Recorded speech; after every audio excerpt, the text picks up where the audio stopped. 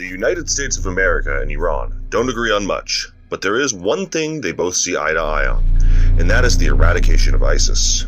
Both countries have worked in tandem with the Iraqi government, and continue to do so in their fight against this terrorist entity. Whilst they have been uprooted from the area of land they call the Caliphate, ISIS operatives continue to conduct nefarious operations and wreak havoc across the Middle East, via partaking in random terrorist attacks against innocent civilians in order to foster an atmosphere of fear and unrest. In December 2014, Commander Brigadier General Hamid Taqvi of the Al-Quds Force was killed by ISIS in Iraq. He was shot close to the shrines of Imam al-Hadi and Imam al-Askari alayhim as-salam, the 10th and 11th Shia Imams. Little is publicly known about General Hamid Taqvi. He was never identified by the US or the European Union as having partaken in any terrorist activities. Much of what can be pieced together about him are from press releases following his death. As ISIS and their supporters rejoiced over his killing, keyboard warriors like Human Abbasi also celebrated this achievement on his very own Sons of Sunnah Facebook page. Lest we forget, this is the same Human Abbasi who claims that he condemns all forms of extremism, even stating that he would distance himself from his own son for merely supporting terrorists. And we are not Ahlul Taqiyya. These people think we are scared of death. We say what is on our hearts, wallahi. If I always say, if I believe that Daesh, imagine Daesh, Khawarij, Majani, wallahi, if Daesh was on haqq, I would say it. I would say it. I don't care. I'll go. One time I said to my father, I'm a man of principles. What I believe, I say. And if that takes me to prison, I will go to prison. No problem. We condemn the likes, for example, of extremists like Khawarij and Daesh, because we believe they're not just Daesh, others who bomb around and stab random people on the street. The facts on the ground are very different indeed. As you might recall in our previous videos, we discussed how his friend Shihab al-Dashti, aka Abu Askar al-Amani, and his jihadist acolytes were killed by a coordinated drone strike in the northwest of Pakistan.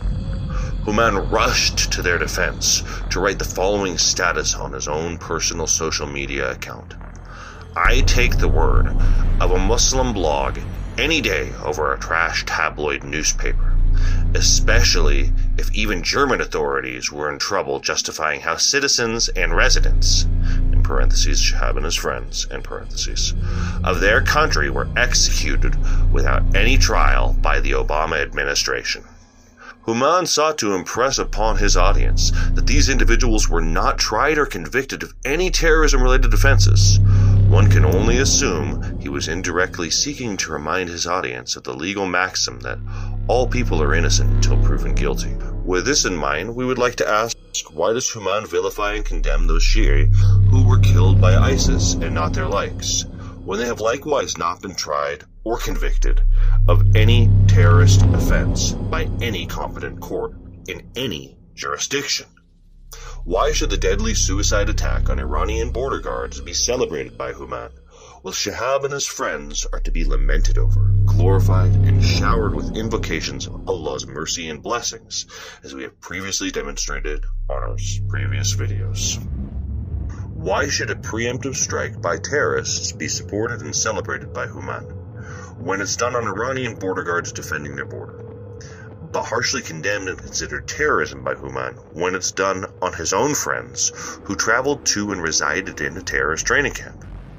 Why does Human feel compelled to celebrate terrorist acts that caused the deaths of Shia combating ISIS and their likes?